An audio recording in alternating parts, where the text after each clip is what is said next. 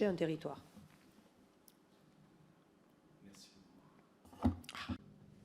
Je vous posais vraiment la question sur la. Alors c'est très intéressant ce que vous avez dit, mais vraiment sur la, comment dire, sur le constat que vous faisiez à propos du nitrate, sur le fait que il fallait pas favoriser l'élevage. Ça, vous l'avez entendu de qui exactement? Nous l'avons entendu de la part de certaines directions à la Commission, puisque les campagnes de promotion sont proposées là. C'est beaucoup poussé par les ONG en ce moment, que ce soit BirdLife ou même le BUC, le Bureau européen des consommateurs, ou un certain nombre d'autres mouvements de type CIWF, Greenpeace, le disent ouvertement et font pression pour dire c'est la solution. Donc en France, c'est la Cour des comptes et des personnalités et des ONG.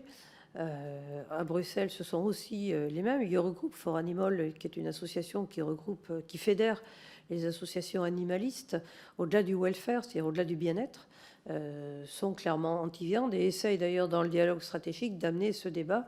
Ce sur quoi le modérateur répond, ça ne sera pas le sujet au sein du dialogue stratégique. Il y a des instances compétentes pour dire les avantages et les inconvénients de la consommation de viande et de l'importance de élevages. Et on ne peut pas en un mois dire si c'est bien ou pas bien de prescrire des régimes alimentaires.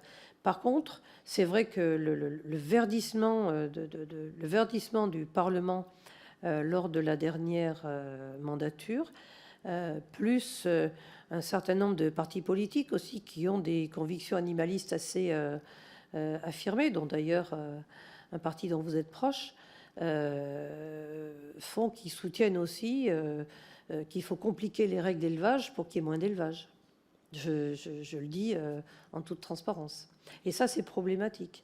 Et d'ailleurs, sur la directive bien-être, il y avait 4 textes sur la table dans la proposition de Farm to Fork. Il en reste un sur le sujet transport, puisque la présidente de la commission a dit que ce n'était pas mûr pour imposer des choses aux agriculteurs, ni sur l'étiquetage, ni sur les conditions d'abattage. Et donc, c'est sur le transport que l'on débat en ce moment, et avec des propositions, là aussi, irréalistes. Enfin, je m'excuse d'être technique là aussi, mais les veaux naissants d'élevage laitier, ils quittent la ferme à 11 jours aujourd'hui. La préconisation de la commission, c'était qu'ils quittent la ferme à 5 semaines.